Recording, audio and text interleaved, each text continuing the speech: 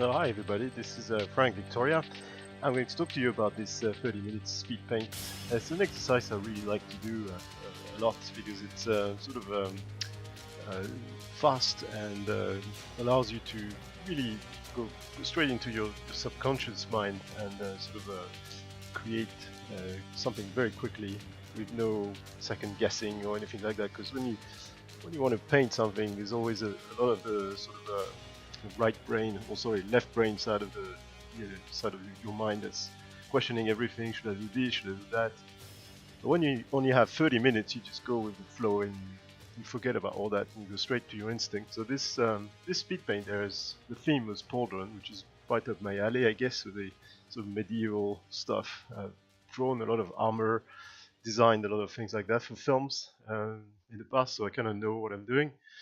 I don't have any plan, I don't have any photos. I just thought, well, maybe a guy is being hit by an arrow on his pauldron on the side, and I'll just dive into it. I have no idea where I'm going.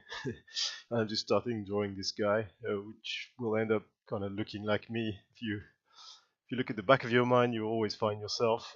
Even if you're drawing a girl, it'll be you as a girl or something, or the girl of your dream, something like that. What I like about Photoshop is that you can adjust things very quickly. It's a bit like sculpting, I guess. You put big blobs of paints and then you can remove. Other people do it differently, obviously. They do pencil and then they scan it in and then they paint over and all that stuff. But I like this kind of straight into painting and creating shapes. I put a bit of a grey background there, and so I paint in sort of mid-tones. And I'm only interested at this point in finding a kind of cool pose. A lot of the time when I do these, I change my mind quite a lot. You'll see me change my mind endlessly about the leg position, the guy's face. Keep on flipping the image. Right there, I'm starting sketching the field, and I don't like it, and I erased, and I move, and I restart. Change the leg position.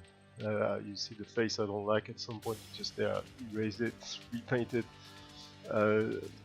Once I was doing this speed paint like that in class, and a student came to me after and said, wow, I can't believe it, you changed your painting about 5 times, you started from scratch. And I didn't realize I was doing that, but this is kind of instinctive to me. It's something that you do, you just there's no point in polishing something that is not working. To me, it's more important than anything. It has to be working in your mind, and you're actually not starting from scratch every single time. You have a sort of you build up this kind of memory, that sticks with you, and so that when you're painting the next one, you're actually building from your recent memory. And so yeah, it's not exactly sort of reinventing the wheel. So here I'm trying to put this arrow very quickly because I think, okay, I need to get to this. I need to get to this image. I need to nail what this image is all about. And I kind of like it, but I don't like the leg position, so I keep on changing my mind. You can see, is this leg should be at the front, or that leg at the back? This at the front, that at the back. And I want this kind of nice twist and torso, and I'm beginning to tell the story of this image. It's very important. You need to tell yourself your story. So there's a guy in a field. There's some kind of castle up there, and he's being hit. So I'm gonna slowly, sort of exaggerating the leg position. I like these really grunty brushes like that. I'm putting a bit of a chainmail brush there to suggest this chainmail. This brush there, the grass, I made this brush a long time ago for the Hobbit movies. I've used a lot in illustrations. It's really cool because it allows you to make, by 2-3 brush strokes, you have a whole field of grass suddenly appearing. I'm getting into more detail and sort of putting more lights in some of the areas and making it more dynamic. I don't like the axe there because I think it's going away from the image. It's not taking you in. So it's as if this guy's going to swing it, but it's somehow too wide. And you can see there that I'm sort of changing the framing of the painting. That's really important because number one skill, in my opinion, is the art of composition. Composition is really the main thing to nail. You can get away with sort of mistakes in anatomy and perspective and lighting, but if people don't know where to look in your image, you failed. So the art of composition, meaning the ratio, the relationship between the things you're painting and the frame is the most important. So if I don't like the framing, I keep moving it. Now I'm getting more, a little more happy with the guy's position.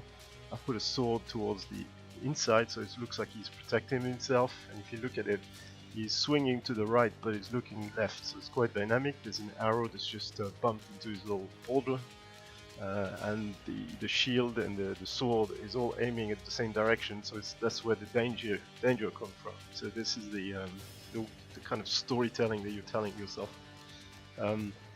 As I like this image now, I'm kind of upping the contrasts, making it a bit more sharpened, and then this is where I'm trying to make a logo, like an eagle emblem on his shield, because it needs some kind of nice thing like that. So this is really abstract. So you do two shapes, kind of an eagle, and then I use that as a mask and I paint directly onto the shield. And this right there is my secret. This is the playing with the curves. That's where you put the colors in when you press for time. Adding a bit of smoke in the background. Imagine this is a battlefield, something. There's fire, there's action. This guy's just been hit by this arrow. Punk. There's a chunk on his the side of his armor there. A little bit of the droplets here and there. So now your eye is really getting towards this focal point right there. Keep moving